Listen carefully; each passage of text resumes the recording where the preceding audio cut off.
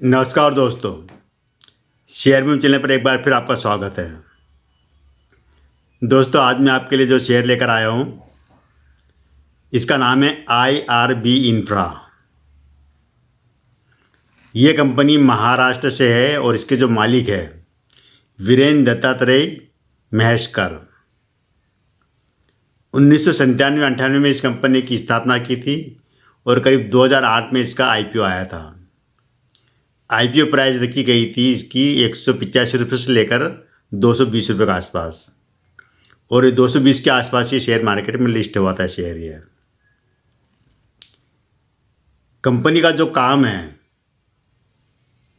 Infra से जुड़ा काम है, हाईवे से जुड़ा काम है, हाईवे निर्माण का काम है, टोल नाके का निर्माण और संचालन का काम है इनका।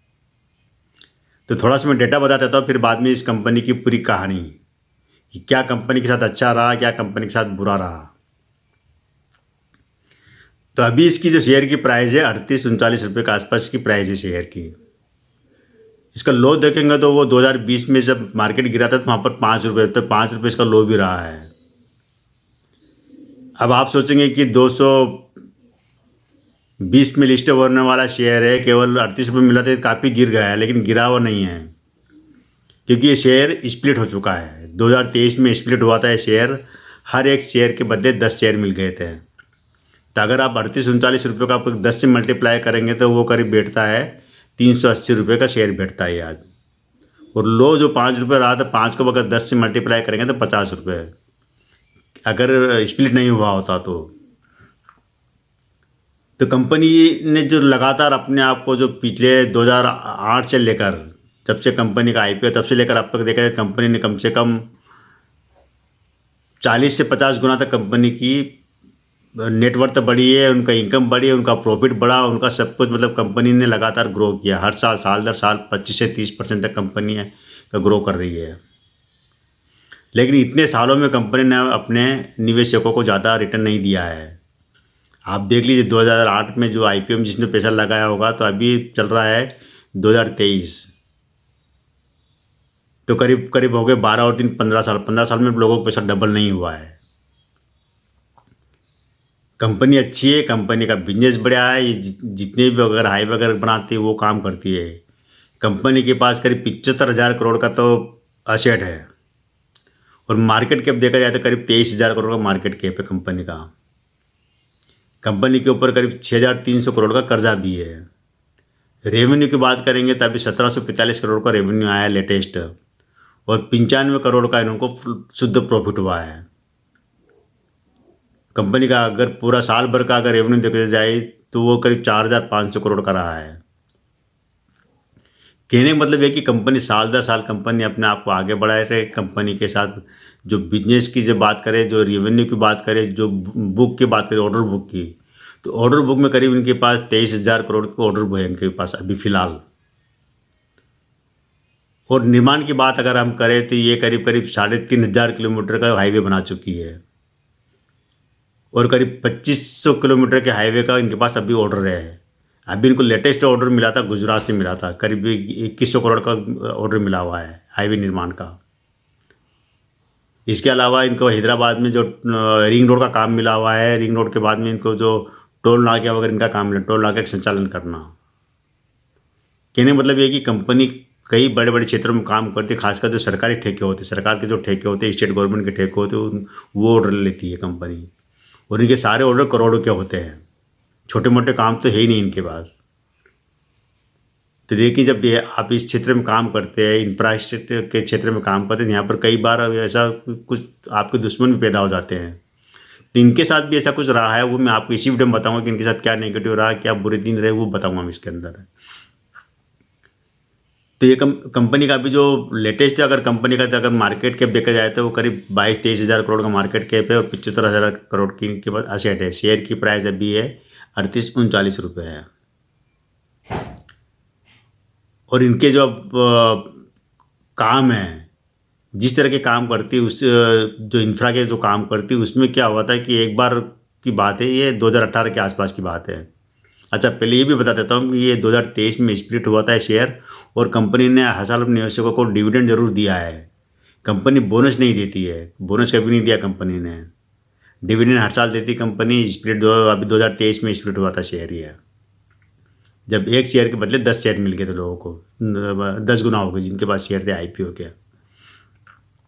तो मैं बता रहा था कि इस कंपनी के साथ, इसके मालिक के साथ जो बुरा दौर रहा, तो वो क्या हुआ था कि 2018 की बात है, महाराष्ट्र में एक काफ़ी जो भूमि घोटाले जिससे कहाँ खबरें आ रही थी, तो उसी बीच क्या था कि एक सतीश शेट्टी करके एक सामाजिक कार्यकर्ता था।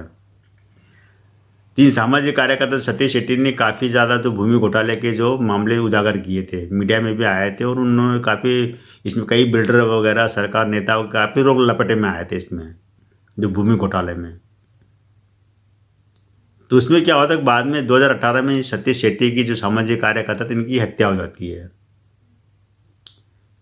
तो जब हत्या होती है तो वहाँ पर जब जांच होती है, करीब करीब 2 दर्जन लोगों को पकड़ा भी जाता है। तो उसमें कहा था कि किसी ने एक जलन की वजह से, मैंने कहा था ना कि जब ये जो बिजनेस ऐसा है कि यहाँ पर कई जो सरकारी ठेके होते हैं, उसको लेने की होड़ मची रहती है। एक मतलब हर बिल्डर चाहता है सरकारी ठेके उनको मिले, क्योंकि वहाँ लमसम पैसा आता है, काफ़ी पैसा मिलता है, और करोड़ों के ठेके होते हैं वो।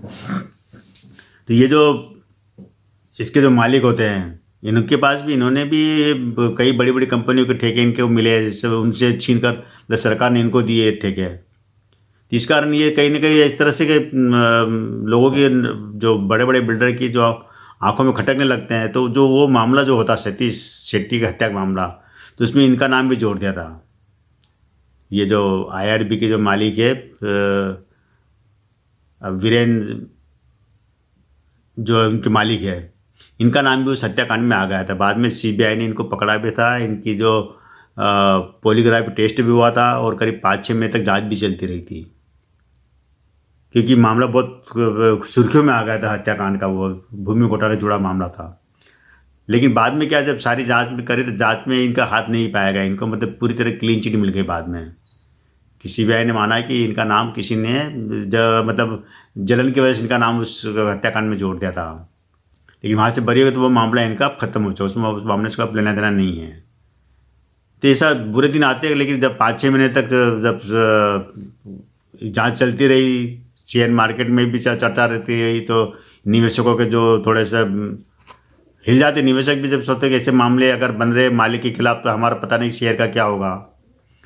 तो इस वजह से जो शेयर थोड़ा है ना, काफ़ी समय तक डाउन रहा था। वो डाउन रहने की वजह से क्या होता है कि इनका तो निवेशकों को ज़्यादा प्रॉफिट नहीं दे पाए कंपनी इतने सालों में भी। 15 साल हो गए, लेकिन 15 साल में कंपनी ने अभी निवेशकों को इतना पैसा नहीं दिया जितना मिलना चाहिए। जितनी दूसरी कंपनी इतने सालों में निवेशकों को पैसा 5-5, 10-10 गुना कर दिया है, लेकिन अभी तक ये डबल भी नहीं कर पाई।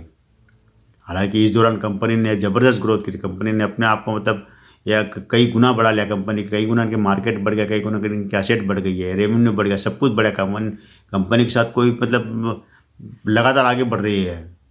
लेकिन निवेशक भी एक उम्मीद रखते हैं कि कुछ उनको मिले, तो कंपनी ने अब तक बोनस तक नहीं दिया अपने निवेशकों को। बोनस तो कम से कम बनना था कि एक बार तो बोनस मिलना था, इतने सालों में, 15 सालों में 1-2 बार तो बोनस मिलना था, लेकिन बोनस नहीं दिया। डिविडेंड जरूर, लेकिन डिविडेंड भी छोटा देती, डिविडेंड करीब 5 रुपये 4 रुपये ऐसे डिविडेंड देती है, लेकिन डिविडेंड से कि ज़्यादा लोगों को बोनस की उम्मीद रहती है। तो हो सकता है कि आगे कंपनी घोषणा कर दे अपने निवेशकों के लिए, बोनस की घोषणा कर दे, या कुछ ऐसे नए अनाउंसमेंट कर दे। लेकिन हाँ, अभी जो शेयर मिल रहा है आपको 38-39 में मिल रहा शेयर, तो बुरा नहीं है इन्वेस्ट करने का। अगर आप ये मान के चले कि आप आईपीओ में पैसा लगा रहे हैं, इसके उसके आसपास ही लगा रहे हैं, अब यहाँ से ये शेयर आगे बढ़ने की थोड़ी उम्मीद बनती है, क्योंकि इनके पास अब ऑर्डर अच्छा है, अच्छा मतलब ऑर्डर भी है और काम भी है। तो दोनों ही चीज़ इनके पास है, एसेट भी सब कुछ बढ़िया है। तो ये शेयर हो सकता है कि साल 6 महीने में आपको 50 रुपये के ऊपर निकल सकता है ये। और अगर एक बार 50 रुपये के ऊपर निकल जाएगा ये शेयर, तो फिर ये 100 रुपये तक जाने में से ज़्यादा टाइम नहीं लगेगा। लेकिन मार्केट है, मार्केट में आपको थोड़ा सा पेशेंस रखना पड़ेगा अगर इन्वेस्ट करते हैं तो। टोटली आपकी मर्जी में, कोई इन्वेस्ट करने के लिए आपको फोर्स नहीं कर रहा हूँ, टोटल आपकी मर्जी रहेगी। क्योंकि इसमें इंफ्रा से जुड़ी कई कंपनियां हैं, हर दूसरी तीसरी कंपनी, और कई जो कंपनियां जो इंफ्रा से जुड़ी कंपनियां जो होती है, वो लोगों का पैसा डूबता भी है। कुछ कंपनी अच्छा भी काम करती है, जैसे आप गोदरेज वगैरह, इनकी बड़ी बड़ी कंपनियां ले लो, अच्छा काम देती है। लेकिन ये थोड़ा सा, ये भी कंपनी अच्छी है, टक्कर की बढ़िया कंपनी है। तो आज केवल दोस्तों इतना ही, कल फिर मिलते हैं हम एक नए वीडियो के साथ में, नई जानकारी लिए। और कैसा लगा मेरा वीडियो ज़रूर बताना मुझे, और मेरे इस चैनल को सब्सक्राइब कीजिए, शेयर कीजिए, अपने दोस्तों को बताइए। और इस कंपनी के बारे में कोई जानकारी चाहिए तो वो मुझे आप लिख दीजिए, मैं आपको और जानकारी तलाश करके दे दूँगा मैं। तो आज केवल इतना ही दोस्तों, थैंक यू।